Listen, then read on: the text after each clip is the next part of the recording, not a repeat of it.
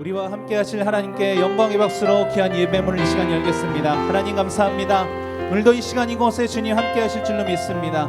주님께 믿음으로 나아가기를 원합니다. 하나님 우리의 고백을 들어주시고 귀한 예배 가운데 나아갈 수 있도록 인도하여 주시옵소서. 우리 같이 이 시간 찬양으로 영광 올려드리며 주님께 나아가겠습니다. 세상은 들리고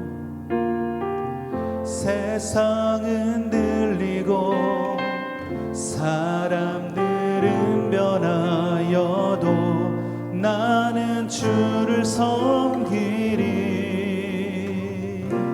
주님의 사랑은 영원히 변하지 않네. 나는 주를 신뢰해. 믿음은 들리고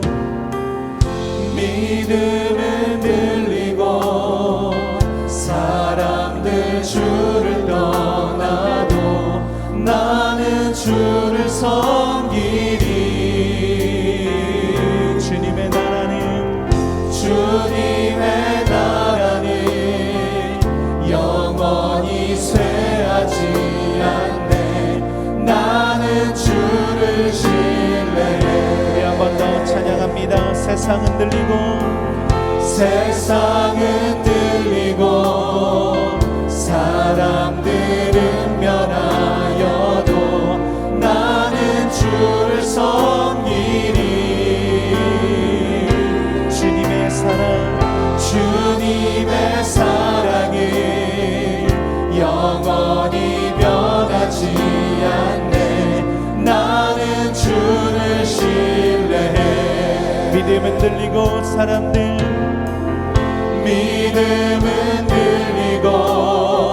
사람들 주를 떠나도 나는 주를 섬기리.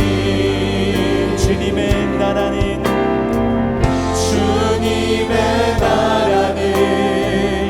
영원히 쇠하지 않네. 나는 주를 신뢰해. 오직 믿음으로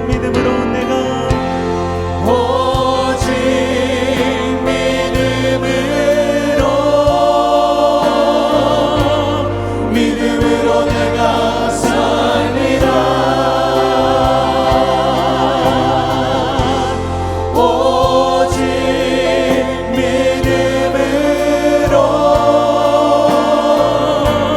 믿음으로 내가 살리라. 우리 한 번 더 찬양합니다. 세상은 들리고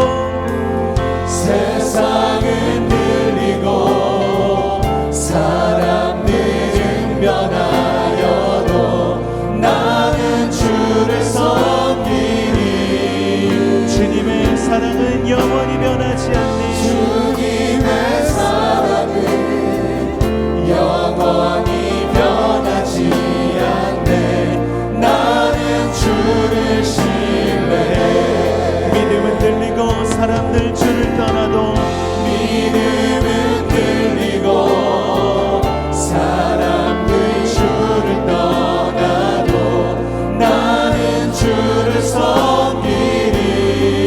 주님의 나라는 영원히 쇠하지 않네. 주님의 나라는 영원히 쇠하지. 나는 주를 신뢰해. 나는 주를 신뢰해. 오직 믿음으로 내가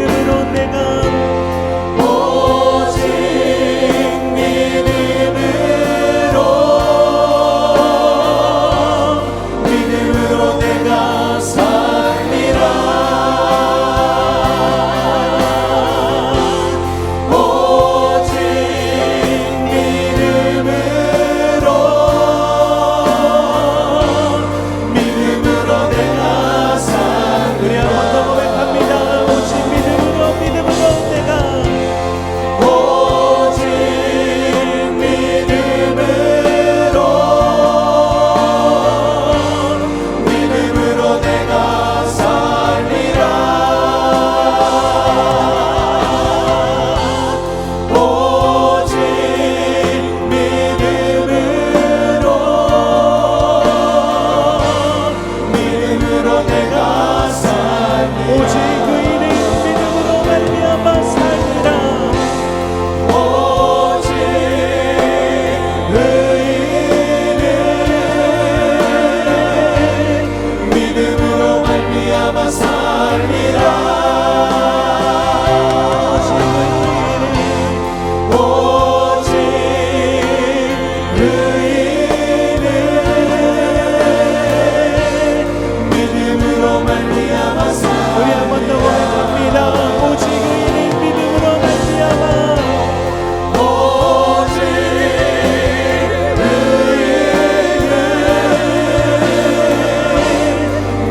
믿음으로 말미암아 살리라.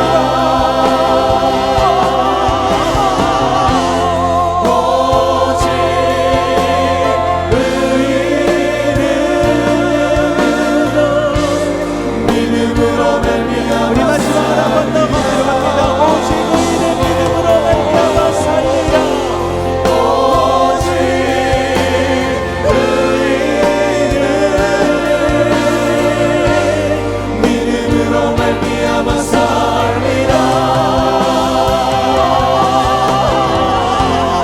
오직 의인의 믿음으로 말미암아 살리라. 할렐루야. 우리에게 귀한 믿음 주신 주님께 박수로 영광 올려드립니다. 주님 감사합니다. 오늘도 이 시간 이곳에 함께 하실 줄로 믿습니다.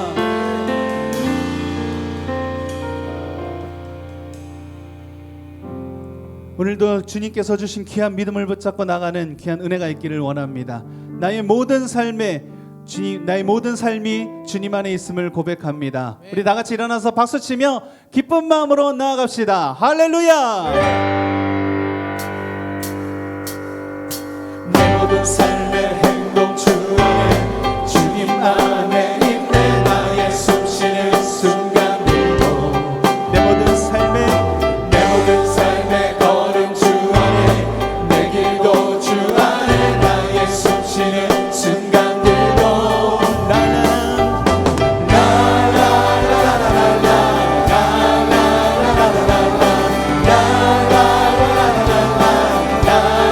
내 모든 삶의 내 모든 삶의 행동 주 안에 주님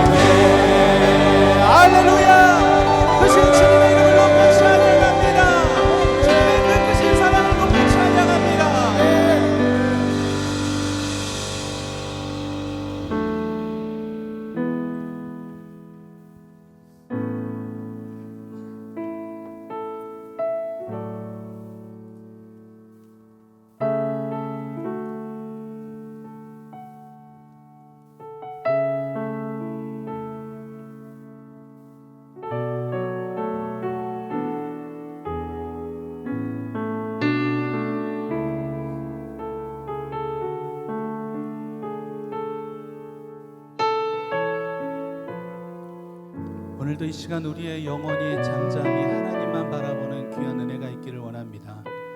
우리가 앞서 찬양할 때에 주님의 그 크신 사랑을 높여 찬양한다고 우리 입술로 스스로 고백하며 주님께 나아갔습니다. 우리가 예배 가운데 나아갈 때에 우리의 영혼이 잠잠히 하나님만 바라보며 또한 우리의 마음이 간절히 하나님을 향하는 귀한 은혜가 있기를 원합니다. 오직 주님만이 나의 산성이시고 나의 반석이시며 나의 구원자 되시는 그 은혜를 잊지 않는 귀한 은혜의 시간이 되었으면 좋겠습니다. 우리 같이 계속해서 주님께 이 시간 나아가겠습니다.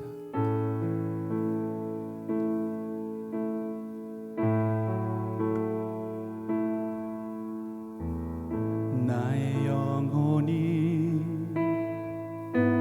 잠잠히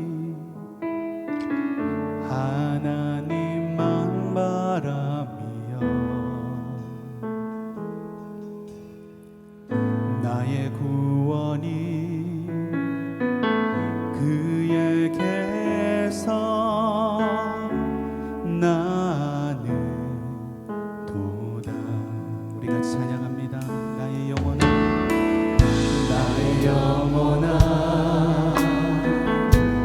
잠잠히 하나님만 바라라. 나의 소망이 저에게서 나는 도다. 오직 주만이 나의 반석, 나의 구원이시니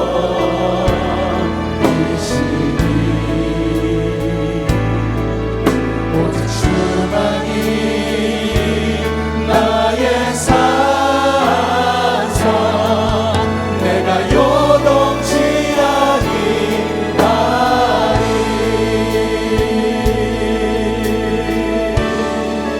나의 영혼이 잠잠히 나의 영혼이 잠잠히 하나님만 바라며 나의 구원이 그에게서 나의 구원이 그에게서 나는 도다. 나의 영혼은 잠잠히 하나님만 나의 영혼아 잠잠히 하나님만 바라라. 나의 소망이 저에게서 나의 소망이 저에게서 나는 도다. 오직 주만이 나의 반석, 나의 구원이시니 오직 주만이 나의 산성, 내가 요동치 우리 한번 더 고백합니다. 나의 영혼이 간절히 나의 영혼이 간절히 여호와를 갈망하며 나의 입술이 여호와를 찬양 나의 입술이 여호와를 찬양하리. 나의 영혼이 즐거이 여호와를 나의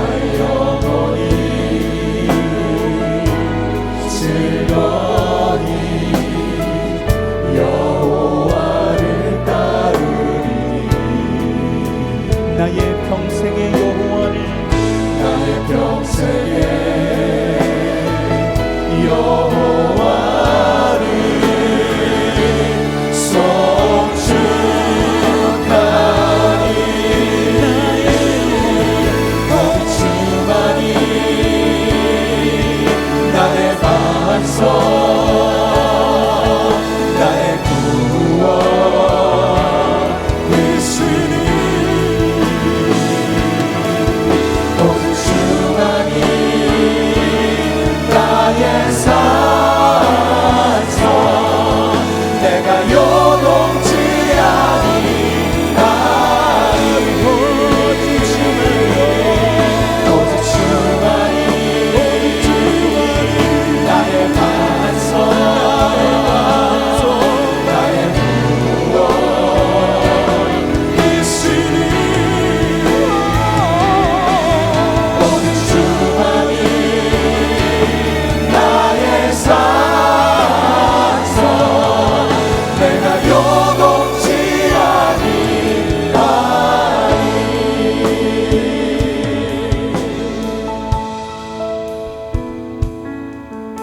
우리 함께 좀 기도하면서 좀 예배문을 열었으면 좋겠습니다. 우리는 지금 보이지 않는 세력들과 이렇게 전쟁을 펼치는 것 같아요.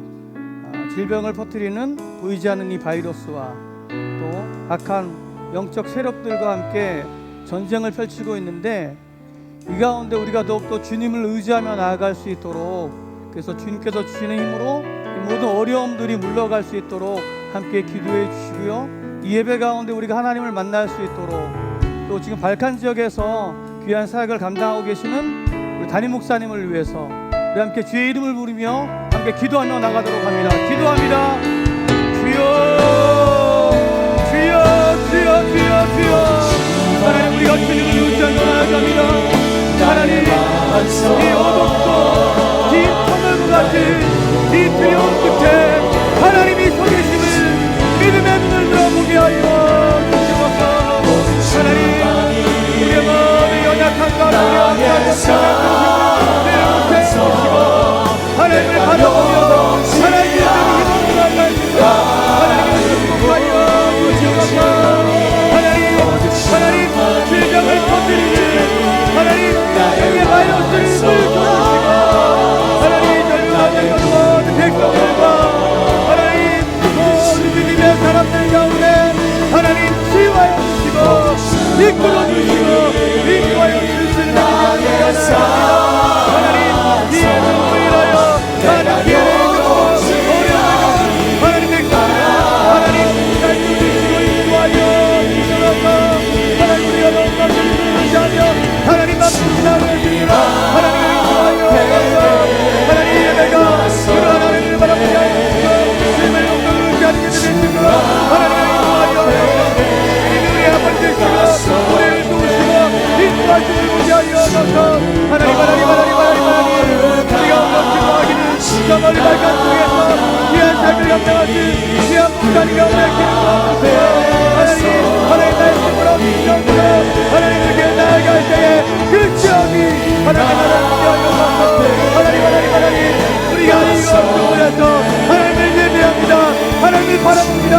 하나님 우리에게 예배를 보여주셔서 어제 주님 앞에 온전히 우리의 삶을 주셔서 하나님을 인도하여서 하나님 우리를 붙잡아주시고 인도하여서 하나님 감사합니다. 이 고백을 나아갑시다. 주님 앞에 내가 서 있네 주 앞에 내가 서 있네 주는 거룩하신 하나님 그 믿음으로 다시 한번 선포합시다. 주님 앞에 내가 서 있네 내가 서 있네 주 앞에 내가 서 있네 주는 거룩하신 하나님 그 앞에서 주는 거룩하신 하나님 그 앞에서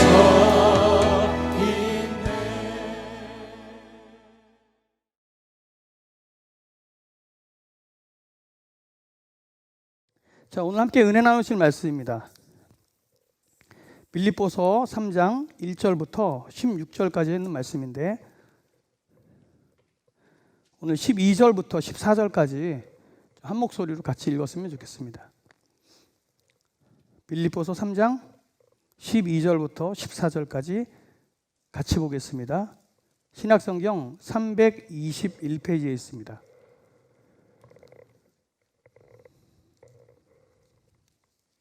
자, 천천히 같이 함께 읽겠습니다. 시작. 내가 이미 얻었다 함도 아니요 온전히 이루었다 함도 아니라 오직 내가 그리스도 예수께 잡힌 바 된 그것을 잡으려고 달려가노라. 형제들아, 나는 아직 내가 잡은 줄로 여기지 아니하고 오직 한 일, 즉 뒤에 있는 것은 잊어버리고 앞에 있는 것을 잡으려고 봇대를 향하여 그리스도 예수 안에서 하나님이 위에서 부르신 부름의 상을 위하여 달려가노라. 아멘. 우리 함께 이렇게 모이면 이렇게 인사를 하잖아요. 이렇게. 근데 인사하는 그런 모양들도 굉장히 많이 바뀌었더라고요. 일부 때 이렇게 인사를 이렇게 시키는데 어떻게 시키냐면 이렇게 시키더라고요. 자, 옆 사람을 보면서 눈빛으로 인사하세요. 이렇게 하더라고요. 가장 사랑스러운 눈빛으로. 이게 또 잘 보이지 않으니까 요즘에 이런 거 많이 하잖아요. 그래서 가슴에서 꺼내서 사랑을 표현해 주세요. 이렇게 얘기합니다. 함께 뭐 귀한 사랑을 나누는 건 참 좋은 것 같습니다. 제가 일전에 들었던 얘기인데 이 사랑 밑에 동그라미 네모의 차이잖아요. 그죠? 근데 사람 해보세요. 시작. 사람. 사랑 해보세요. 뭔가 틀린 거죠. 람하면 입이 닫혀요. 사랑하면 열려요. 그래서 원래 사람은 사랑을 해야 된대요. 그래서 서로 간에 열리고 관계가 회복된다 이렇게 얘기를 하더라고요. 이게 말로 사랑을 표현하든 우리가 뭐 손짓으로 표현하든 뭐 어떠한 방법을 쓰든지 간에 우리가 우리 주변에 있는 사람들, 우리의 가족들 또 우리 교회 성도들 간에 주의 사랑을 좀 함께 나눌 수 있는 저와 여러분들이 되었으면 참 좋겠습니다. 제가 이번 사태를 보면서 오늘 아침에 이사야 2장 22절에 있는 말씀이 딱 떠올랐어요. 뭐 잘 아는 말씀일 텐데요. 이 말씀입니다. 너희는 인생을 의지하지 말라. 그의 호흡은 코에 있나니 새말 가치가 어디 있느냐. 뭐 우리의 인생이 그렇다는 거잖아요. 그죠? 숨을 쉬면 살고 숨을 안 쉬면 죽는다는 거예요. 뭐 여태까지 뭐 이 코로나 바이러스만 있었겠습니까? 수많은 어떤 뭐 외부의 공격들, 육체적인 공격들, 또 보이지 않는 공격들 가운데 그 가운데 우리의 인생을 의지하지 말라는 것입니다. 뭐 요즘 뭐 첨단 뭐 과학 시대, 첨단 의료 시대잖아요. 그럼에도 불구하고 안 되는 것들이 있어요. 그죠? 이럴 때일수록 우리가 주님만 더욱더 바라보고 주님만 더욱더 의지해야 될 줄로 믿습니다. 준비를 하지 말라는 게 아니에요. 준비하세요. 잘 준비하고 대비하셔야 됩니다. 그런데 그것보다 앞서야 될 게 있는데 그게 뭐냐 하면 주님을 의지하는 겁니다.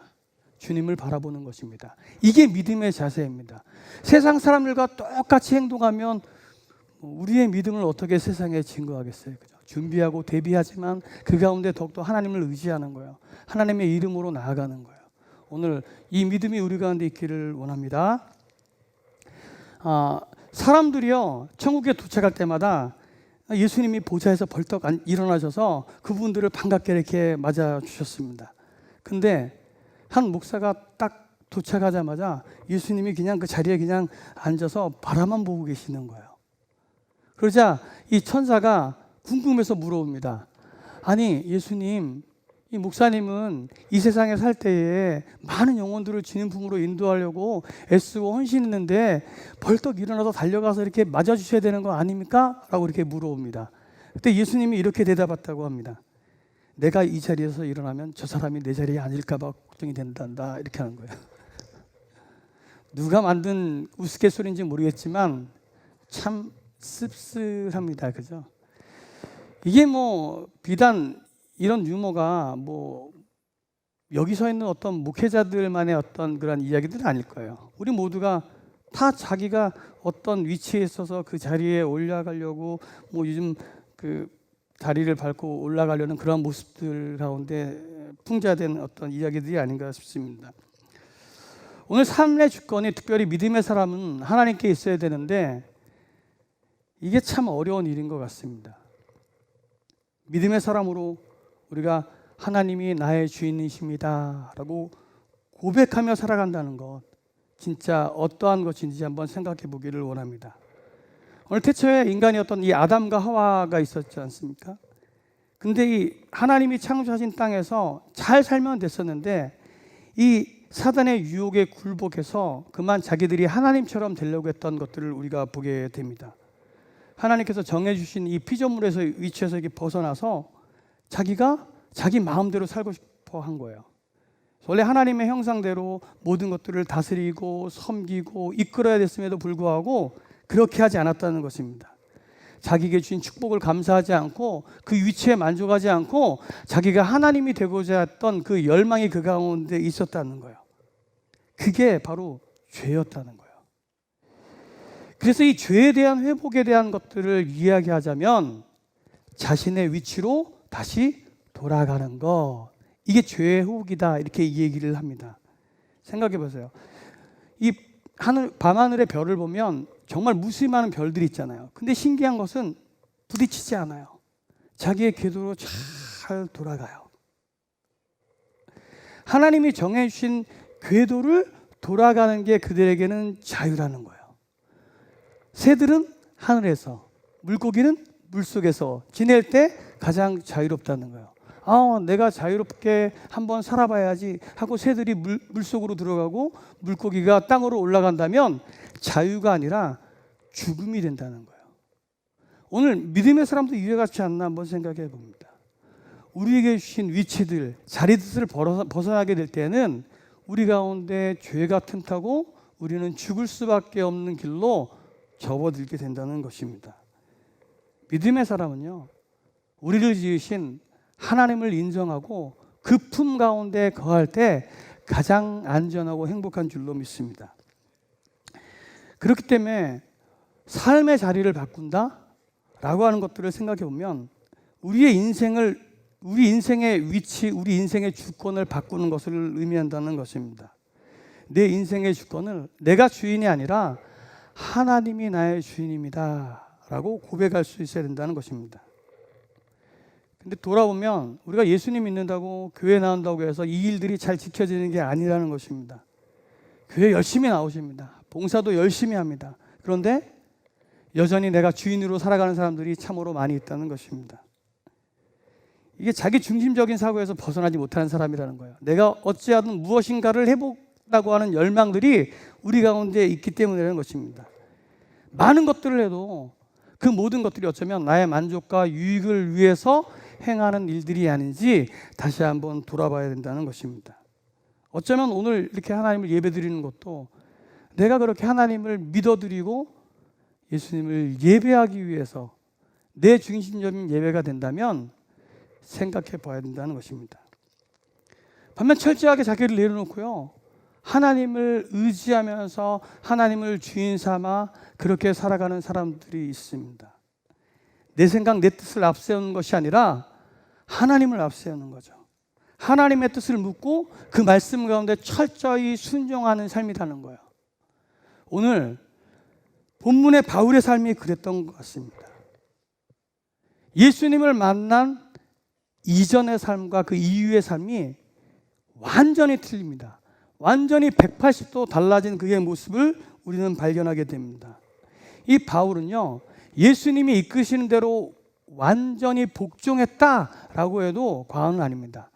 순종을 넘은 복종이에요. 이 복종은 마치 주인이 노예, 종에게 시키는 거잖아요. 군대에서 상사가 밑에 부하에게 명령하는 거잖아요. 그럼 무조건 해야 되는 거잖아요. 바울의 삶이 그랬다는 거예요. 바울은 그 전에는 내가 주인의 삶으로 살았지만 예수님을 만난 그 이후에는 하나님을 주인으로 삼아서 삶의 자리바꿈을 확실하게 이룬 사람이라는 것입니다.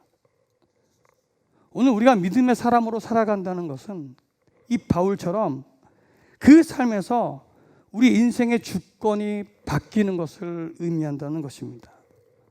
오늘 바울을 통해서 이 삶의 자리를 바꾼다는 게 무엇인지 한번 생각해 보도록 하겠습니다. 먼저 말씀을 통해서 제가 생각한 것은요, 이 어쩌다 한 번이 아니라 삶 속에 동행함이 있어야 된다라고 하는 것들을 깨닫게 되었습니다. 텔레비전 프로를 보면 혹시 뭉쳐야 찬다라고 하는 혹시 프로그램을 아시는 분도 있고 없으신 분도 계실 거예요. 이게 공중파 방송은 아닌데 이게 뭐냐면 축구와는 전혀 상관없는 각종 스포츠 그 레전드들이 나와요. 그 분들이 그 왜 축구 스타였던 안정환 씨로부터 축구를 배우면서 여러 팀들과 축구 경기를 하는 거예요. 그 가운데는 농구 대통령인 허재, 그다음에 사격 금메달리스트인 진종호, 뭐 마라톤의 이봉주, 뭐 이런 분들이 나오더라고요. 근데 그 팀 이름이 뭐냐면 어쩌다 FC예요. 어쩌다 FC. 많은 팀들과 경기를 했습니다. 한 번을 못 이겼어요. 진짜 한 번을 못 이겼어요. 그 팀이 언제 그 프로가 시작됐냐면 작년, 그러니까 2019년 6월 달 정도에 팀이 결성이 돼서 뭐 방송이겠지만 뭐 나름대로 열심히 연습을 했는데 한 번을 못 이겼습니다. 근 8, 9개월 동안 한 번을 못 이긴 거예요. 어떻게 못 이겨도 그렇게 못 이기죠? 근데 저는 이 팀 이름부터가 잘못된 것 같아요. 어쩌다. 어쩌다 FC. 이 어쩌다라는 말은 그거잖아요. 아, 실력이 아니라 어쩌다 뭐 운으로 한번 이런 거잖아요. 요즘 젊은 사람들 얘기하면 웬일 뭐 이런 걸 거예요. 그죠? 바로 그런 이름이에요. 근데 우리가 잘 알듯이 어쩌다 이루어지는 건요, 하나도 없어요. 꾸준히 연습하고 노력하고 그래야 그 결과를 요즘은 이룰까 말까한 세상을 우리가 살고 있습니다. 우리의 인생에 다 그래요. 예수님 믿는 인생도요, 크게 다르지 않습니다. 오늘 우리가 함께 읽었던 이 본문 12절부터 14절까지의 말씀을요, 제가 다시 한번 읽어드릴게요. 내가 이미 얻었다함도 아니요 온전히 이루었다함도 아니라 오직 내가 그리스도 예수께 잡힌 바 된 그것을 잡으려고 달려가노라. 형제들아, 나는 아직 내가 잡은 줄로 여기지 아니하고 오직 한 일, 즉 뒤에 있는 것을 잊어버리고 앞에 있는 것을 잡으려고 표대를 향하여 그리스도 예수 안에서 하나님이 위에서 부르신 부름의 상을 위하여 달려가노라. 이 빌립보서는 바울이 옥중에서 쓴 옥중서신으로 잘 알려져 있습니다. 그런데 오늘 본문 말씀을 보니까 옥중에 갇혀 있으면서도 바울은 여전히 주님을 향해서 달려가고 있음을 피력하고 있는 것들을 우리는 볼 수 있습니다. 뭐 그렇죠. 뭐 우리가 인생을 살다 보면 평탄한 길만 가는 게 아니에요. 뭐 행복하고 즐거운 인생도 있겠지만 가끔가다 고난도 닥치고 연단도 우리 가운데 있고 뭐 관계적인 문제들로 인해서 시험이 들 때도 있다는 거예요. 그러면 그때 잠시 쉬어갈 법도 한데 오늘 바울은 전혀 그렇지 않습니다. 그러한 일이 그 삶 가운데 겹치면 겹치고 닥치면 닥칠수록 오히려 더 주님을 향해 달려가는 몸부림으로 가득한 것들을 보게 됩니다. 근데 사실 바울은요, 처음 예수님 만날 그때부터요, 계속해서 주님을 표대상에서 달려가는 것들을 우리는 보게 됩니다. 이게 예수님으로 삶의 자리가 완전히 바뀌었기 때문이라는 거예요. 우리는 흔히 그렇게 얘기합니다. 예수님 믿으면 잘 된다 이렇게 얘기해요. 안 된다 그러면 안 돼요. 잘 된다 이렇게 얘기해요. 뭐 실제적으로 뭐 여기에 나와 있는 분들 중에 병 고침도 받고 문제 해결도 받고 뭐 사업이 망했다가 다시 해결한 많은 분들이 여기 가운데 계세요. 사실 그것뿐만이 아니라도 우리가 예수님 믿는 순간 우리가 천국 백성이 되고 영원한 생명을 얻었기 때문에 그 사실 하나만 가지고도 우리는 감사할 수 있어야 됩니다. 그래서 우리가 인격적으로 예수님을 처음 만났을 때요, 막 기쁨으로 막 눈물 콧물 흘리면서 하나님을 찬양하고 그게 다 바로 그 이유라는 거예요. 그런데 그게 끝이 아니라는 거예요. 왜냐하면 우리에게는 여전히 육신의 삶이 진행되고 있기 때문이라는 것이에요. 지금 이 땅을 살아간다고 하는 것은 조금 다른 문제인 것 같아요. 아까도 말씀드렸지만 잘 되는 일도 있고 안 되는 일도 있다는 거예요. 그러다 보니까 재정적인 어려움을 겪을 수 있고 지금 코로나19와 같은 질병 가운데 아파하기도 하고 여러 가지 인간관계로 부딪힘의 연속인 삶을 살 때도 분명히 있다는 거예요. 왜요? 우리가 육신의 한계를 지닌 그러한 삶을 살기 때문이라는 것입니다. 그런데 그때마다요, 우리가 예수님을 믿지만 아파하고 힘들어하고 넘어진다고 좌절하고 그러면 세상 사람들과 별반 다를 게 없다는 것입니다. 세상 사람들도요, 일이 잘 되면 감사해요. 나눌 줄 알아요. 그리고 어려운 일, 힘든 일 있을 때는 아파해요. 오늘 예수님을 우리의 주인으로 삼은 우리들은요, 바울과 같이요, 우리의 삶이 좀 달라야 된다는 거예요. 그런 면에서 이 바울의 삶은요, 우리에게 참 귀감이 됩니다. 이 바울이 쓴 갈라디아서를 보면 사도행전 9장에서 바울이 예수님을 만났을 때의 상황을 좀 미루어 짐작할 수 있는 구절들이 많이 등장합니다.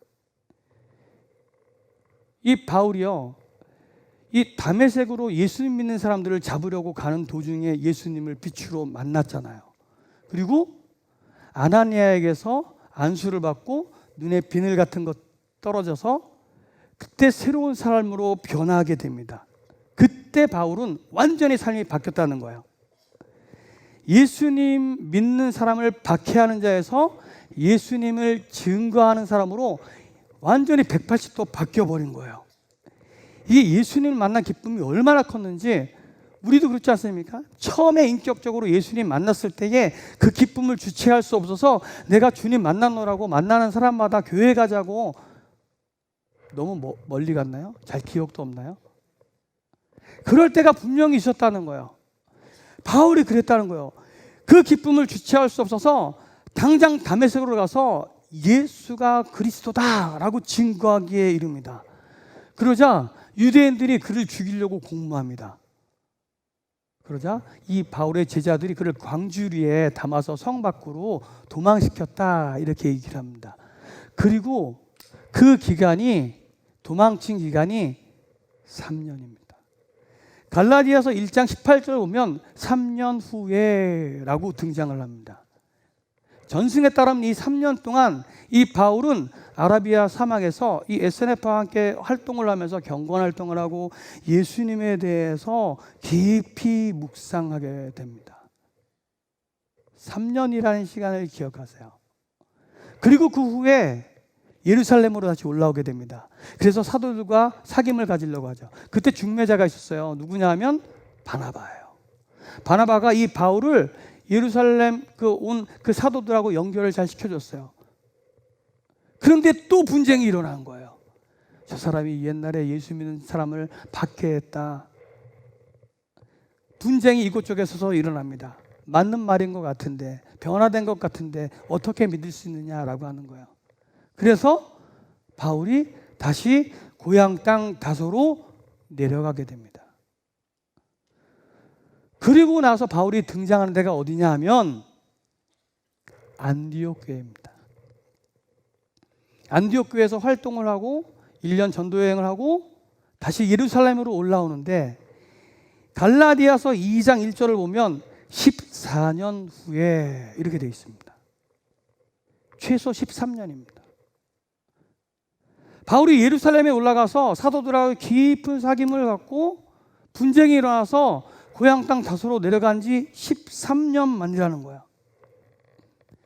자, 예수님 믿은 그 처음부터 따지자면 3년 동안 저 아라비아 사막에 있었죠. 13년 동안 고향 땅 다소에 있었죠. 더하기 하면 16년이에요. 예수님 믿고 그는 16년 동안 칩과한 거예요. 예수님 믿고 축복되고 형통된 일들이 그 가운데 축복의 대로로 쫙 펼쳐진 것이 아니라 일이 안 돼도 안 된 거예요. 참 안 풀린 거예요. 물론 우리가 예수님 믿어 축복받았다는 개념도 물론 조금은 틀립니다. 아무튼 바울은요, 예수님 믿고요, 오히려 핍박받고 일이 풀리지 않아서 사람들의 눈치를 보면서 전전긍긍하며 살아가게 되었다는 것입니다. 요즘 보면 많은 사람들이 그래요. 이 신약성경의 거의 반 정도를 쓴 이 사도 바울, 이 사도 바울의 모습을 본받고자 하는 사람들이 굉장히 많이 있잖아요. 존경하고 따르기 원하는 이 삶, 사도 바울의 삶. 근데 만약 이 바울이요, 예수님 믿고요, 강조할게요, 세상적으로예요, 주님 안에서가 아니라 세상적으로 볼 때 이렇게 망가졌다면 제가 예수님 믿고 따르겠습니다 라고 하는 사람들이 얼마나 될까요? 그런데 바울은요, 예수님 믿고 시종일관 똑같았다는 거예요. 아니요, 오히려 고난과 핍박이 겹치면 겹칠수록 더욱더 예수님을 향한 열정이 점점 뜨거워졌다는 거예요. 자기는 표대를 향해서 끝까지 나가겠다라고 선언을 하잖아요. 저는 오늘 이곳에 모인 우리 성도님들의 삶 있잖아요. 처음 예수님을 만났던 그 은혜와 기쁨만을 기억하고 살고 있는지 생각해 보라 말하고 싶습니다. 그냥 여전히 내가 처음 예수님 만났을 때의 기쁨, 그 감격 가운데만 멈춰 있는지 돌아보라는 것입니다.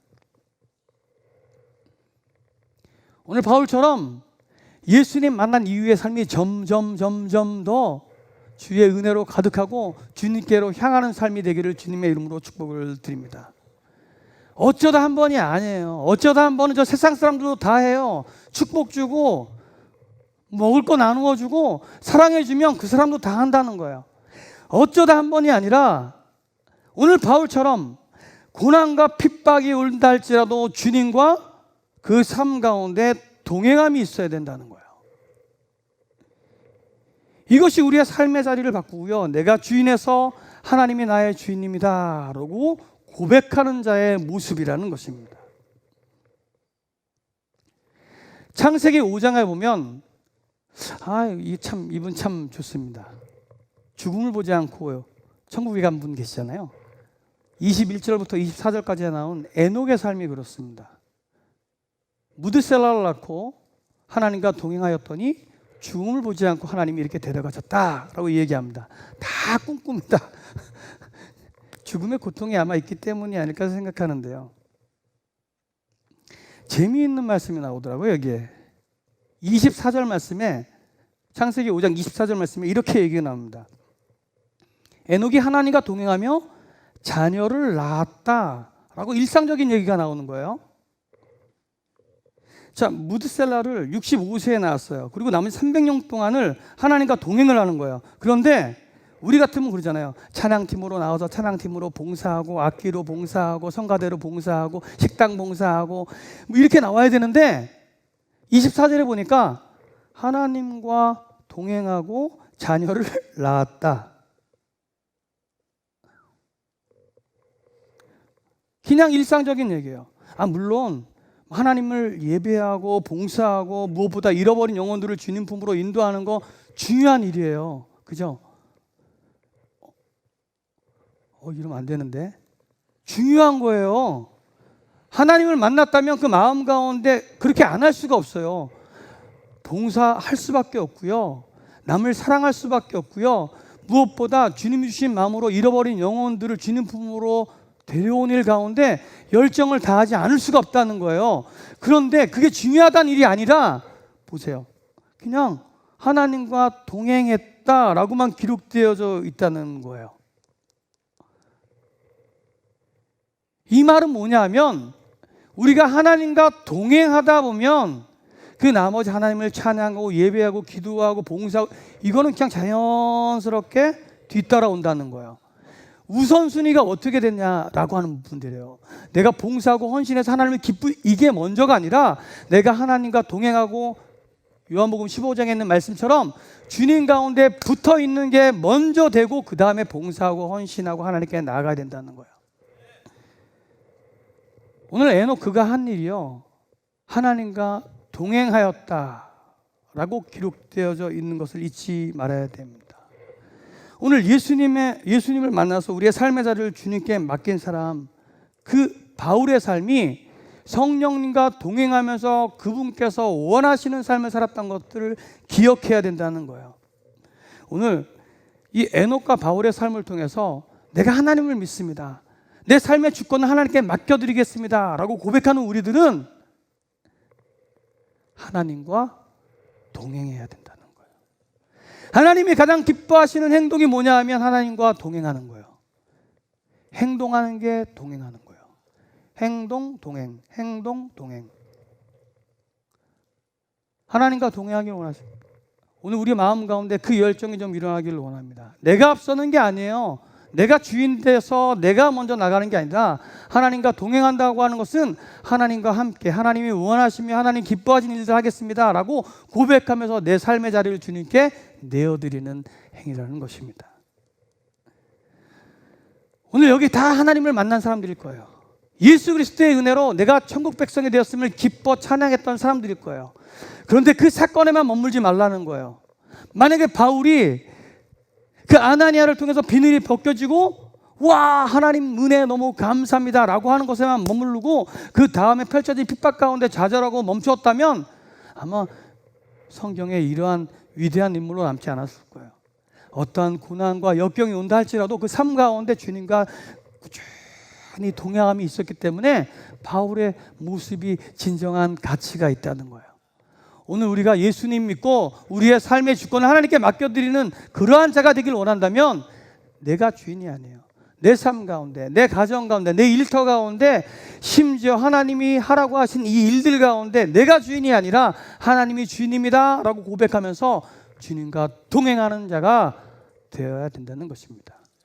오늘 주님과 동행하는 저와 여러분들이 되길 주님의 이름으로 축복을 드립니다. 그 두 번째 말씀을 통해서 제가 생각해 본 것은 조건이 아닌 하나님의 마음을 품어야 된다는 것입니다. 요즘 취업하기가 하늘의 별 따기입니다. 그죠? 요즘은 취업을 위한 재수가 있다고 이렇게 얘기를 하더라고요. 그래서 일부러 대학 4학년 이렇게 돼서 이렇게 졸업하고 나가야 되잖아요. 근데 휴학을 한대요. 그리고 휴학한 기간 동안에 각종 직장에서 원하는 자격증들, 이 스펙들을 막 쌓는 그런 일들을 막 하고 있다 이렇게 얘기를 합니다.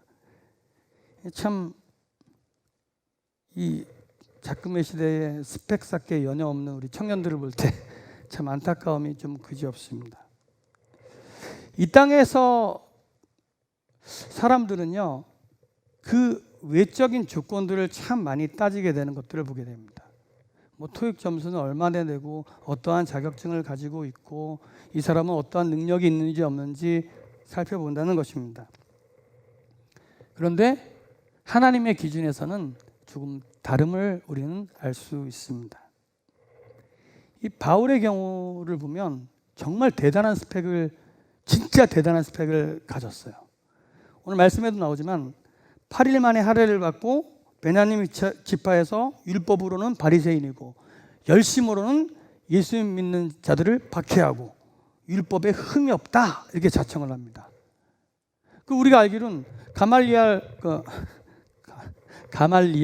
가말리엘 문화에서 수학을 했어요. 공부를 했어요. 요즘으로 치면은 그냥 뭐 서울대 정도 뭐 이렇게 되겠죠. 거기서 공부한 사람이에요.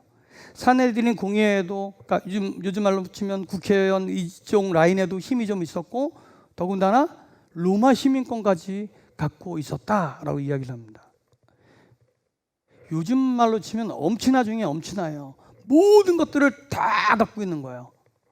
와, 그런 바울이요 예수님을 만나고 자기에 대해서 어떻게 얘기하는지 오늘 본문 8절과 9절 말씀에 이렇게 기록합니다. 제가 읽어드릴게요.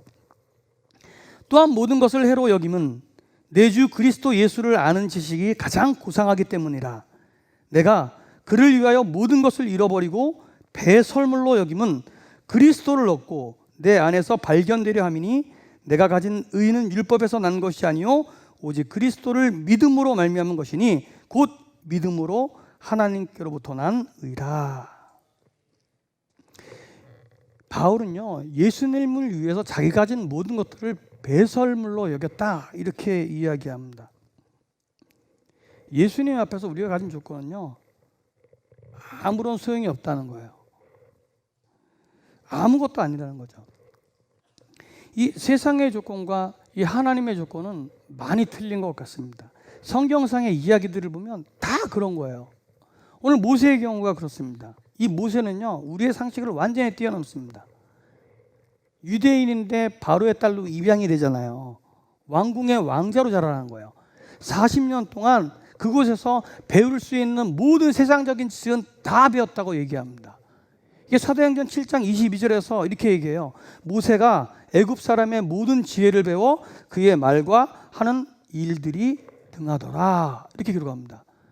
40년 동안 그는 왕궁에서 뭐 사람을 가르치는 방법, 사람을 이끄는 방법, 천문학은 어떻고 모든 것들을 다 배웠을 거라는 거예요. 그러면 우리의 상식으로는 모든 것들을 다 갖추고 있고 지위도 있고 힘도 있을 만한 한 3, 40대 정도의 하나님께서 사용하시면 가장 크게 사용하실 텐데, 그죠? 우리의 생각이 그렇다는 거예요. 그런데 하나님은요, 우리의 상식과 조건을 완전히 뛰어넘으십니다. 그런 모세를 하루아침에 미디안 광야로 내모시는 거예요. 그리고 40년 동안 그냥 양이나 치는 목자로 전락시켜버립니다.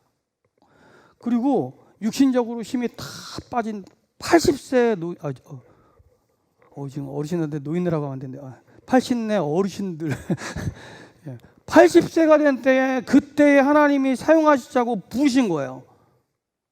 자, 이제 너 애굽에 가서 내 백성들을 좀 인도해내라. 이거 기가 막힐 노릇이죠.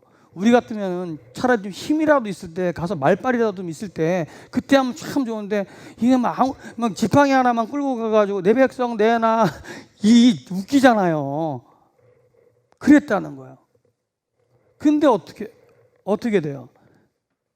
결국 이 노인네가요 250만의 장정을 끌고 나와요. 아니, 하나님이 전적으로 모세에게 힘을 주셔서 그렇게 하셨다는 거예요. 이렇게 저는 생각해요. 하나님이 모세에게 힘을 빼신 이유가 있어요. 뭐냐면 모세가 전적으로 하나님을 의지해라 라고 하는 것 같아요. 이 일이 모세가 가진 재주나 능력이 아니라 하나님이 하신 일이다 라고 하는 것들을 보여주기 위함이라는 것입니다. 오늘 내 삶의 주권을요 나에서 하나님으로 이렇게 바꾼다는 것은 하나님이 주신 힘으로 내가 살아가겠습니다 라고 고백하는 거예요. 특별히요 하나님의 일을 하는 그러한 사람들은 더더욱 그래요. 여기 찬양팀이나 뭐 성가대나 각종 봉사를 다 그래요. 우리의 목소리로 찬양을 합니까? 우리의 악기 재주로 찬양을 합니까? 아니 내가 힘이 있어서 식당 봉사를 아니라는 거예요. 오늘 세상의 능력과 조건을 따지지 말라는 거예요. 오늘 세상의 물질, 권력, 힘이 아니라 하나님만이 나의 힘이 되십니다 라고 하는 믿음으로 그렇게 나아가야 된다는 거예요. 오늘 다윗에게 기름 부을 때 이 사무엘에게 하신 말씀을 우리가 기억해야 됩니다. 사무엘상 16장 7절이에요. 여호와께서 사무엘에게 이르시되 그의 용모와 키를 보지 말라. 내가 이미 그를 버렸노라. 내가 보는 것은 사람과 같지 아니하니 사람은 외모를 보거니와 나 여호와는 중심을 보느니라. 아멘. 믿음의 사람이 가져야 될 조건이 바로 이거라는 거예요. 하나님이 보시는 건요 그 사람의 중심이에요. 하나님 마음에 합한 마음을 갖고 있느냐 그렇지 않는가라고 하는 부분들이에요. 왜요? 하나님이 이미 다 갖고 계신데요. 내 능력으로 내가 할 수 있다고 내가 배웠다고 다 가능하다고 생각하면 큰 오산이에요. 만만의 콩떡이라는 거예요. 제가 신학교 다닐 때 교회 모든 예배는 다 참석했어요. 진짜. 물론 지금도 그러한 위치지만 새벽 예배부터 해서 수요 예배, 그때는 금요 철야 예배였어요. 다 했어요. 근데 요즘은 좀 금요 리바이벌이에요. 그때는 10시에 시작을 해서 찬양 1시간 하고 말씀 받고 또 기도하고 그러면 1시에 막 이렇게 집에 갔던 걸로 기억나는데 금요 철야에서 목사님이 말씀을 선포하셨어요. 담임 목사님이죠. 요한복음 21장에 있는 말씀이었어요. 부활하신 예수님이 제자들에게 나타나셨죠. 그리고 그물을 던지라고 하신 다음에 걷어 올렸더니 물고기가 153마리였다라고 하는 본문이었어요. 참 목사님 말씀 참 좋습니다. 어딜 가나 얘기를 하는데 근데 그 다음 주에 금요일이에요. 똑같은 본문을 가지고 말씀을 하시는 거예요. 전혀 다른 각도에서 말씀을 하시더라고요. 그리고 그 다음 주에도 똑같은 본문인데 또 다른 시각을 갖고 말씀을 하세요. 자, 이렇게 했으면 제가 어떻게 했을까요? 2, 3주쯤이야 이렇게 열심히 노력하고 준비해서 뭐 이렇게 하면 뭐, 왜냐하면 젊었고 신학교 다니고 주소 듣는 것도 많고 그렇게 생각을 했어요. 그런데 그 다음 주에 똑같은 본문 또 다른 말씀, 그 다음 주에 똑같은 본문 또 다른 말씀, 무려 7주를, 그러니까 2달 정도를 똑같은 본문인데 이게 조금 틀린 게 아니에요. 완전히 다른 시각으로 진짜 이랬어요. 이랬어요. 제가 누굴 만나거나 이 이야기는 꼭 얘기를 합니다. 하나님의 일은 그게 설교든지 어떠한지 내 힘과 내 능력과 내 재주가 아니라는 거예요.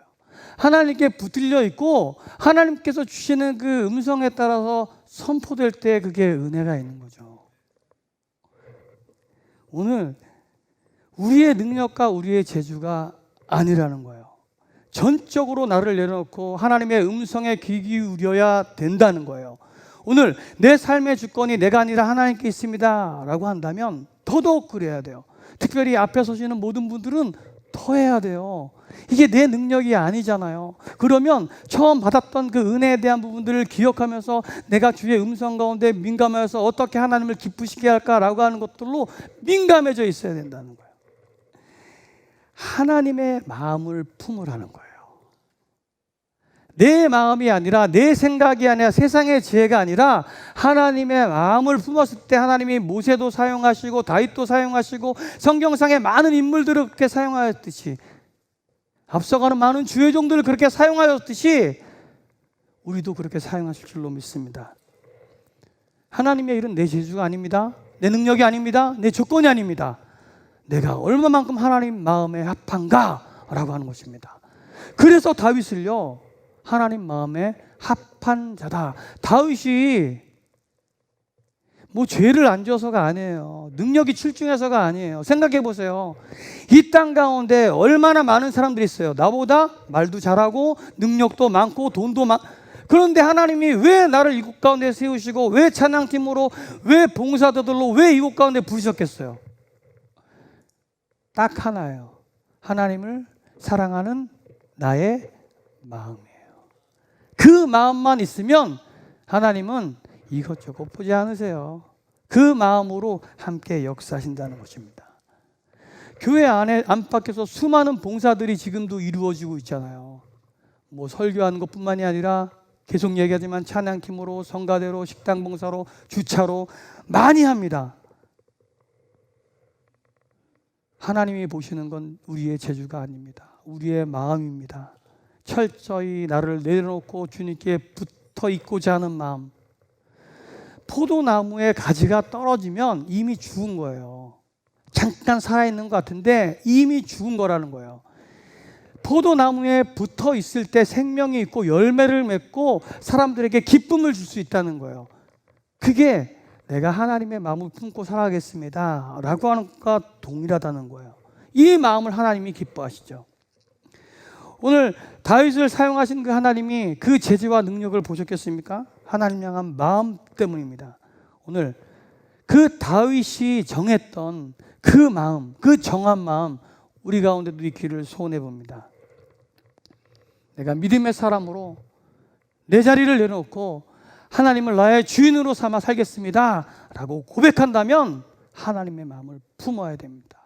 하나님 이 일 가운데 나에게 어떤 마음을 주시는지, 우리의 가정을 어떻게 하라고 하시는지, 내가 이 학교에서 어떻게 나가라고 하시는지, 이 직장에서, 이 교회에서, 내 주변의 사람들에게 하나님 어떠한 마음을 주시는지 민감해야 된다는 것입니다. 오늘 하나님의 마음을 품고 그렇게 살아가는 저와 여러분들이 되길 주님의 이름으로 축복을 드립니다. 그럼 마지막 세 번째는 내 시간이 아니라 하나님의 시간에 맞춰야 된다는 것입니다. 오늘 우리에게 소중한 것들이 굉장히 많이 있습니다. 그죠? 이건 뭐 돈으로도 살 수 없고 뭐 돈으로 팔지도 않죠. 공기, 물은 요즘에 파는구나. 공기도 팔죠 요즘에, 그죠? 뭐 예전에는 뭐 그랬지만 뭐 공기, 물, 시간 뭐 이런 것들인데 뭐 요즘은 진짜 미세먼지로 인해서 뭐 공기도 뭐 사고 팔고 뭐 물도 뭐 요즘은 뭐 정수기 아니면 다 사서 먹잖아요. 근데 어떤 상황과 여건에서도 변치 않는 게 시간인 것 같아요. 시간은 뭐 그죠? 이 시간에 대해서 우리가 소중히 여기고요. 순간순간 잘 살아야 될 것 같아요. 오늘 이 땅에서 영원히 사는 것이 아니기 때문에 그렇잖아요. 뭐 80년에서 120년 동안 우리가 육신을 가지고 살아갑니다. 그 이후의 삶이 우리를 기다리고 있어요. 그러면 이 땅의 삶이 끝이 아니기 때문에 지금 남은 날을 잘 계수하면서 하나님 나라를 꿈꾸며 그렇게 살아가야 된다는 거예요. 그거는 그냥 하루하루를 그냥 습관처럼 다람쥐 쳇바퀴 돌듯이 그렇게 살라는 말이 아닙니다. 이 시간의 중요성에 대한 부분들은 아무리 강조해도 지나치지 않습니다. 그래서 시간을 어떻게 쓰라고 뭐 금서들로 나오고 뭐 책자들로 많이 나온 것들을 보게 됩니다.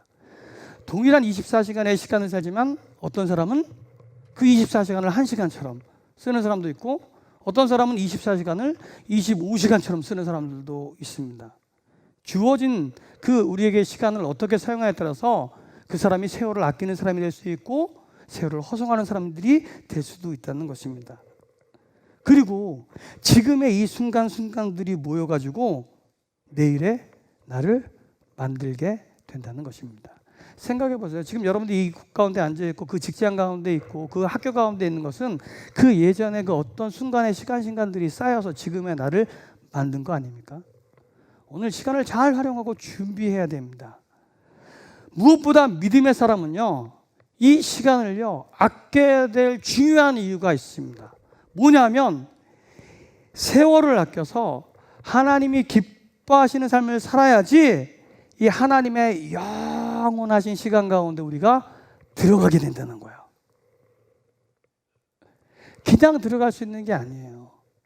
하나님이 창조하신 그 시간 가운데 영원한 그 하나님의 시간 안에 들어갈 수 있도록 지금 우리에게 주어진 이 시간을 소중히 여기면서 살아가야 된다는 것입니다.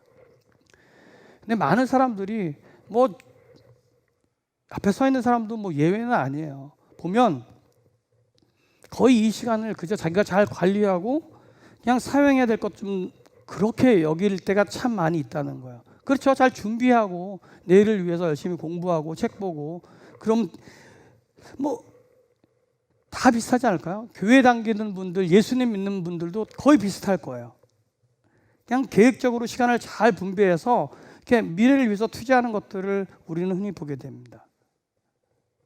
이게 앞서 말했지만 지금의 순간들이 쌓여서 내일의 나를 만들기 때문이라는 거예요.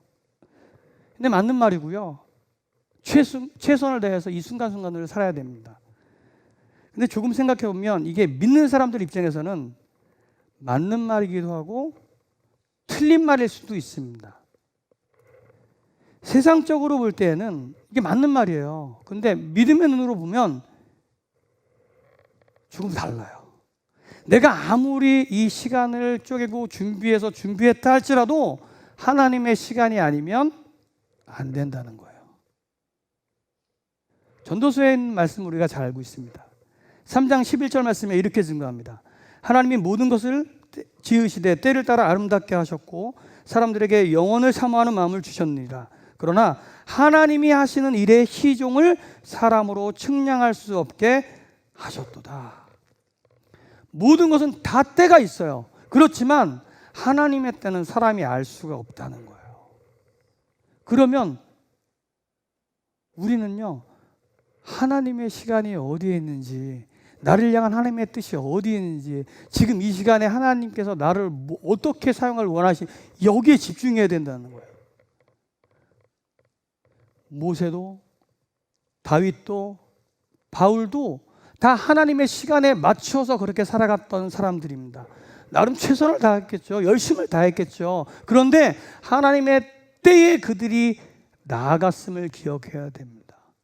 모세는 80세에 부름을 받았고 다윗은 사무엘에게 기름 부음을 받은 지 7년 6개월 만에 왕이 됐고 바울은 예수님 믿은 지 16년 만에 안디옥에서 비로소 사역을 시작하게 되었다는 것입니다.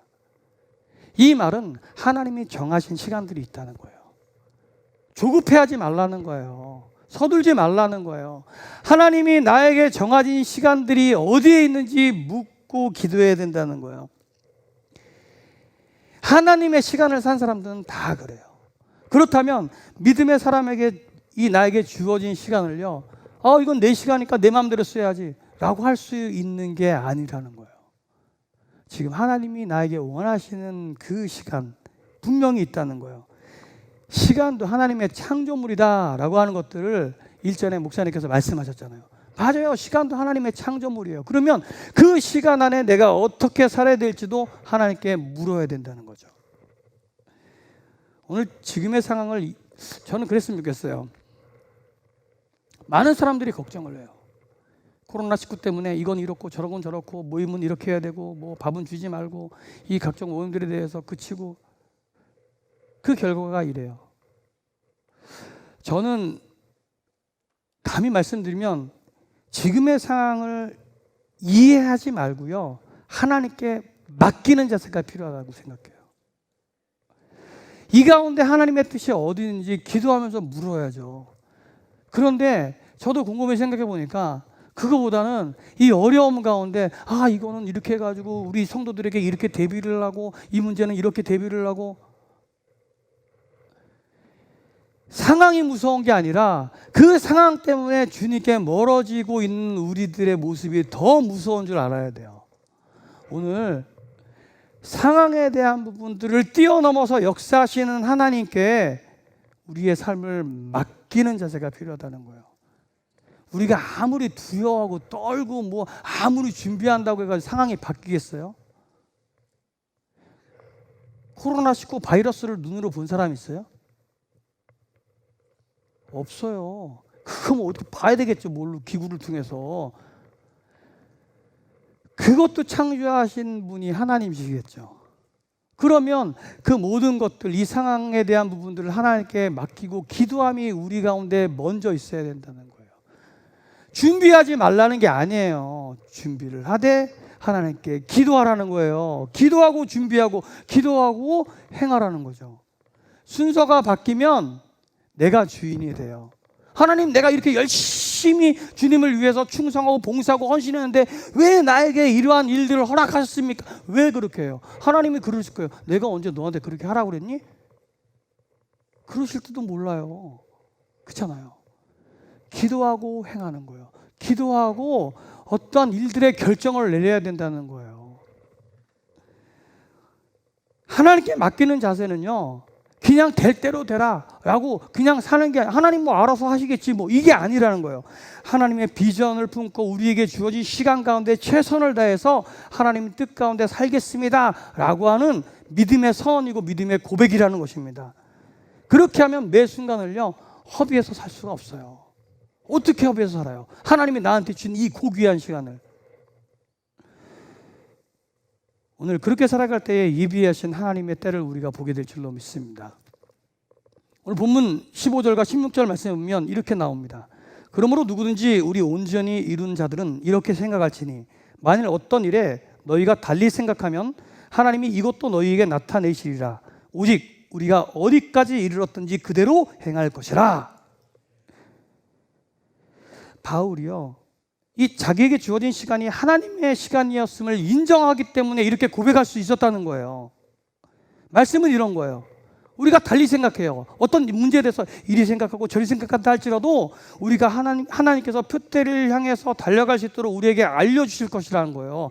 그래서 우리는 그냥 하나님이 보여주신 대로 매 순간순간 최선을 다하겠다. 바로 이게 그 말씀이라는 거예요. 지금에 겪는 이 상황들, 이 순간순간들이 하나님께 속해 있음을 우리는 인정하고 하나님께 맡기며 기도해야 된다는 거예요. 그리고 내가 할 수 있는 믿음의 사람으로 보일 수 있는 최대한의 것들로 하나님께 나아가라는 거예요. 그러면 하나님이 이루시리라 라고 말씀하시는 거예요. 오늘 우리는 내 시간을 살고 있는지 하나님의 시간표에 나를 맞추고 있는지 돌아보기를 원합니다. 믿음의 사람, 하나님이 주인입니다 라고 고백하는 사람은 하나님의 시간표에 나를 맞추는 사람입니다. 이 시간은 믿는 사람뿐만이 아니에요. 안 믿는 사람에게 동일하게 주어졌어요. 그렇지만 그 시간이 우리 믿음의 사람은 저 영원한 시간, 하나님의 시간과 연결되어 있음 알고 주위에서요 하나님이 기뻐하시는 삶을 살겠습니다 라고 고백하는 사람이라는 것입니다. 그 사람이 하나님의 시간에 맞춰 사는 사람인 것입니다. 그래서 지금 이 순간이 중요한 거예요. 지금 이 순간 끝나면 밥 안 준다는데 어디 가서 밥 먹지? 이러면 안 된다는 거예요. 하나님께 집중하는 거예요. 이 흘러가는 시간을 아끼고 주위에서 하나님의 뜻에 맞게 사용한 사람만이 영혼의 시간을 살아가는 사람들입니다. 그 시간을 살아가는 우리 베델의 성도들이 되길 주님으로 축복을 드립니다. 살다 보면 믿음의 사람도요 시간이 멈춘 것 같아요. 고난 때문에 나만 이렇게 그러는 것 같아요. 그럴 때도 종종 있어요. 그렇다고 해서 속상해하지 말아야 된다는 것입니다. 대나무를 보면 대나무가 얼마나 쭉 자라나요. 쫙 곱게 뻗어가잖아요. 그런데 아십니까? 그렇게 높이 올라갈 수 있는 비결이 중간에 있는 마디 때문이라는 거예요. 그 마디가 있어서 쭉 뻗어갈 수 있다는 거예요. 이 대나무에 마디가 생기는 이유가 있잖아요. 성장에 멈추는 바로 그 지점이라는 거예요. 이렇게 생각한다면 이 멈추는 시간이 그저 의미 없는 시간은 아니에요. 오늘 하나님이 우리의 삶 가운데 그렇게 멈추게 하는 시간도 있을 거예요. 바울처럼 고난과 연단을 겪게 하는 시간도 있을 거예요. 그렇지만 그 시간들을 통해서 장차 앞으로 나아가게 하실 것이라는 거예요. 그 믿음이 우리 가운데 있어야 됩니다. 인디언들은 말을 타고 가다가 가끔씩 내린다고 그러더라고요. 왜냐하면 내려서 자기의 영혼이 잘 뒤따르고 있나 이렇게 돌아본대요. 이게 멈춤의 지혜다라고 이야기를 합니다. 멈추어 서서 지나온 길을 돌아보면서 내 목표가 지금 바르게 향하고 있는가 돌아보라는 것입니다. 저는 이게 그거 같아요. 주님이 가라 하면 가고 주님이 멈추라면 멈추고 내 지금 이 순간에 하나님께서 나에게 원하시는 게 무엇인가 민감하여서 그렇게 살라는 것이죠. 이것이 하나님 시간에 맞춘 사람들의 자세가 아닌가 싶습니다. 그리고 멈춰섰을 때 우리가 해야 될 일이 있죠. 나를 보는 게 아니에요. 나의 주인이신 예수님, 하나님을 바라보는 거예요. 히브리서 12장 2절 말씀 이렇게 하잖아요. 믿음의 주여 또 온전하게 하시는 이인 예수를 바라보자. 예수를 바라볼 때 흔들림이 없는 거예요. 우리는 예수님 때문에 우리가 곁길로 가지 않게 된다는 거예요. 내 힘, 내 눈, 내 능력, 내 조건을 가지면 넘어질 수밖에 없어요. 나보다 잘난 사람들이 얼마나 많고 나보다 능력이 많은 사람들이 얼마나 많은데요. 믿음의 사람은 예수님만 바라보는 거예요.